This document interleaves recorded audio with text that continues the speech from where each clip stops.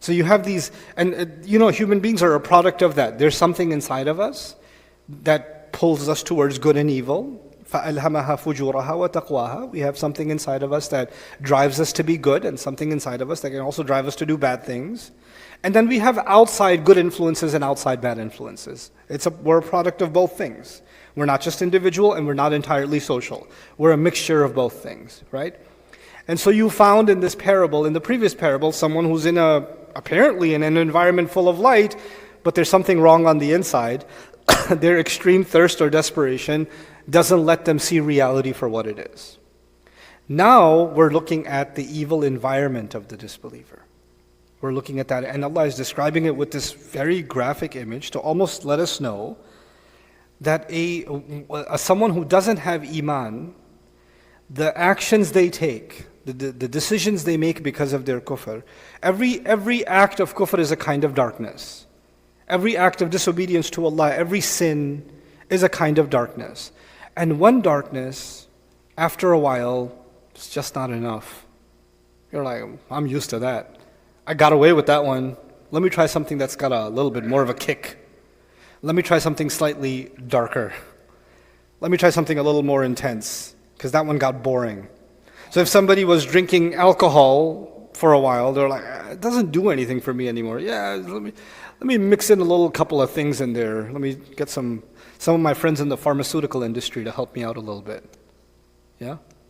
So mix in some other stuff, and then do some other things. And then when your behaviors, you see, for example, studies of kids that belong in wealthy families in suburban neighborhoods, beautiful homes, beautiful cars, and they're doing they're like stealing candy from a grocery store. And they're like vandalizing hospitals or whatever. Why? Cheap thrills. They need something. They need some kind of adrenaline rush. The small little sins you do, that little transgression here and there, just doesn't cut it. I need to push the boundaries more. You see, on the one hand, you have a believer who's doing more dhikr of Allah, more commitment to iqam as-salah, more ita' az-zakah, and then لِيَجْزِيَهُمُ اللَّهُ أَحْسَنَ مَا عَمِلُوا, also in Ishara 2, they try to do the best that they can.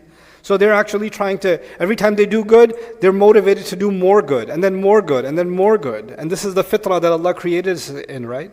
Those of you that are into exercising or working out, if you lift the same exact weight every single time, you're not going to get anything out of it. You're going to have to push yourself a little further than you did the last time, and you have to keep pushing further and further and further. The same thing with sports and your stamina and your cardio and whatever else. You have to keep pushing further and further and further. That's the only way to progress. Well, you can progress towards good that way, but nature is nature. You also progress towards bad that way. That's when you appreciate the word dhulumat, layers of darkness. You start on the surface, you go lower, then you go lower, then you go lower, then you go lower. And you start putting yourself in darker and darker environments. You surround yourself with people that they've decided to surround themselves in more and more darkness. You spiral and spiral and spiral and spiral. And by the way, the less light you have, because the deeper you're going, the less light you have, the less ability to see the reality of what's around you. In other words, the darker they're getting, the more they're starting to say, what's wrong with it? I don't see a problem. I don't see what's wrong with that. Why can't you just let me be? I'm just living my life. Why? Because now their ability to see wrong for wrong is being weakened. And they're being desensitized because there's less and less light, so their eyes have less and less to work with. Right?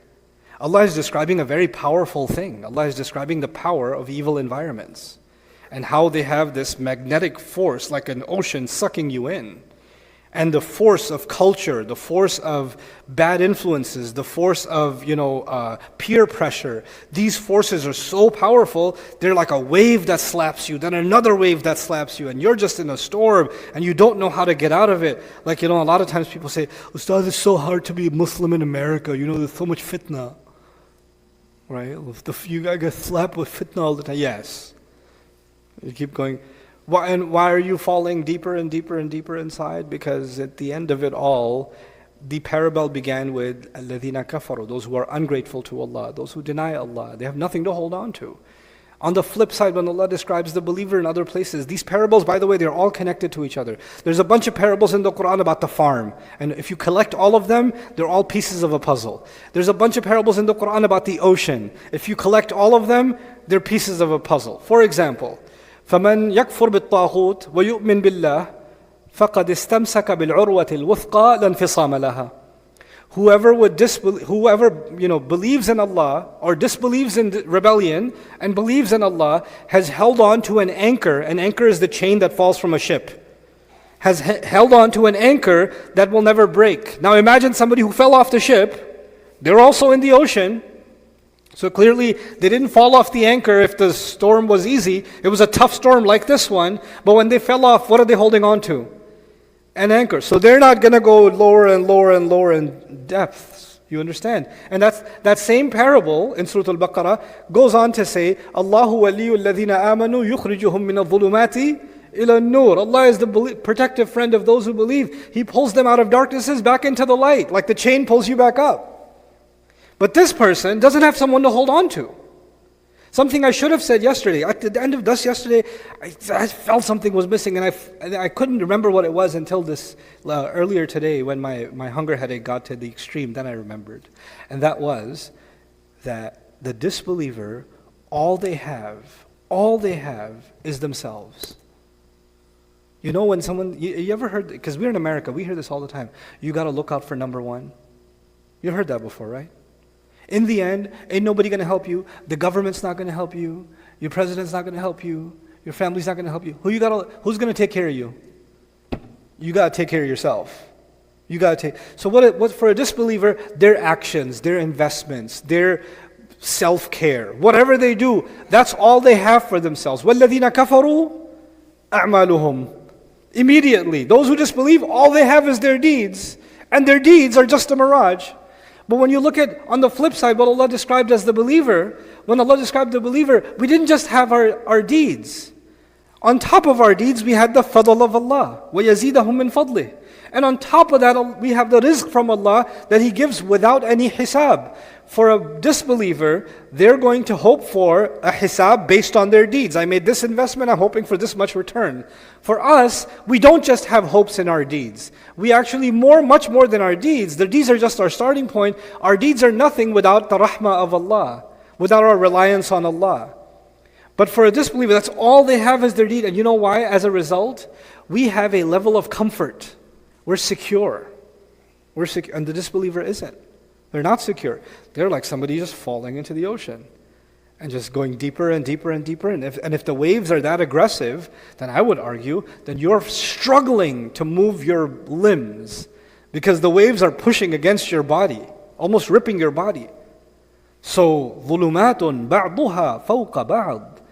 Darknesses layered one on top of the other, on top of the other, on top of the other. Deep depths of darkness. إِذَا أَخْرَجَ يَدَهُ لَمْ يَكَدْ يَرَاهَا. Then Allah says, and if this person was to try to take out their hand, and it's interesting language, take out their hand. Like, if you're falling in the ocean, what does it mean to take out your hand? I would argue, because this was used for like Musa alayhi salam when he took his hand out of his pocket, right? أخرج يده فإذا هي بيضاء للناظرين, right? So it's actually the act of pulling something out. I would argue that this is because of their lack of control of their limbs, that they're just flapping in every which direction. Maybe hoping to feel something. Maybe I can hold on to a piece of wood because the wood will eventually float back up. Maybe I can hold on to somebody who knows how to swim. I can't see them. Maybe I'll grab a leg somewhere and I'll just hold on to them and they'll pull me back up. And they're just falling and falling and they got nothing to hold on to. Again, compare that to the believer who even when they're in a storm, they're holding on to a chain, right? That doesn't break. So they're falling and falling. And then Allah says the strangest thing. He says, even when He puts His hand out in front of him, it's almost as if he almost can't see his own hand. Almost can't see his own hand. Now as we go deeper into water, light refracts further and further and further until you get to the point where there's zero light. There's no light left. It's already broken up enough that there's no way you can see anything. And at a certain depth in the ocean, you see creatures that Allah has made that generate their own light. right? They're luminescent creatures. Human beings aren't like that. But Allah said something very strange. We were expecting Allah to say that when He takes out His hand, He can't even see His own hand. And the hand is a representation of our actions, right? Like He does evil and He can't even see that He's doing something evil. Like that. But Allah says He takes out His hand and He almost can't see it. He almost can't see it. These parables are placed next to each other so we can compound the image and understand it properly. I'm going to take you back to the first image. It was that of a lamp. And the lamp has a beautiful light inside, a pure light inside. But that light can only spread in the house because the glass is pure and clean. الزُّجَاجَةُ كَأَنَّهَا كَوْكَبٌ دُرِّي. Remember that? Well, now imagine the glass got dirty. Every time someone does a sin, the glass gets dirty. They go into more darkness, the glass gets darker. And the more sin happens, the more darkness spreads around them. So even if there's a light inside, that light is being buried. It exists, but it's being buried and buried and buried and buried. Every layer of darkness is making the glass more and more dirty. Now imagine the glass is almost completely dirty. Even if a light is on, you won't know. It's that dirty. You'd have to break the glass to look inside. Oh my God, there's a light inside. There's a light on. But you can't see it because it's so filthy. The glass has become so filthy. But imagine it's so dirty, but there's still one little crack somewhere, one little speck where the dirt hasn't touched. One tiny little bit. And from that little light that comes out, you can barely see something. It's as if Allah is describing a person who went down a dark path and they kept getting darker and darker and darker. They kept falling into sin and then more sin and then more sin. And by the way, not being able to see also means desensitization, right? When the first time somebody commits a sin, they feel really bad. The next time they feel less bad. The next time they're like, well, that didn't feel so bad. Let me try something worse. And they keep getting desensitized to worse and worse and worse sins. And to the point where زَيَّنَ لَهُمُ الشَّيْطَانُ أَعْمَالَهُم, the devil starts making evil deeds look like good deeds to them. That's how bad the state can get. But even at that lowest moment, Allah describes that maybe there's somebody who still has some little bit of light left inside them, that when they move their hand around in this darkness, they almost couldn't see it, but they kind of could. They could kind of tell this is wrong. Something in them still spoke and said, I shouldn't be doing this. This is death. This is my own destruction. I'm in the depths of an ocean. Oof. It's as if Allah is saying, until we die, as bad as we get, there's still hope. This is when you understand why Allah would tell Musa alayhi salam to go speak to Fir'aun softly. Fir'aun, after having killed thousands of babies, after enslaving people, after calling himself God, how many darknesses do you want on that lamp? And then Allah says, لَعَلَّهُ يَذَّكَّرُ. Maybe he'll take benefit from the reminder. Maybe. Because there's something might still be there. Maybe he'll see his hand. إِذَا أَخْرَجَ يَدَهُ لَمْ يَكَ. Oh, he almost couldn't see it. Before I conclude this parable, I want to take you back and kind of give an overview now of all of these parables and some things that we really have to take in. I think the most important of them is, if you notice the parable of the believer, that was inside a home. And it was at nighttime. The first parable was at nighttime. The second parable was nighttime followed by even daytime. So you found, for example, بِالْغُدُوِّ وَالْآصَالِ. Or you saw إِقَامِ الصَّلَاةِ. إِقَامِ الصَّلَاةِ is 5 prayers. 5 prayers, some of them are also in the daytime. But the first parable was just at nighttime because there's a lamp lit up and the lamp is only lit up at nighttime. And Allah also described that these are people that don't get distracted by business, by trade, you remember? So let's paint a picture for ourselves. Somebody went out to work. They worked all day. They did their business, they did their sale, whatever they did. And then eventually they came back home and they turned on the lamp. They turned on the lamp. So they're home.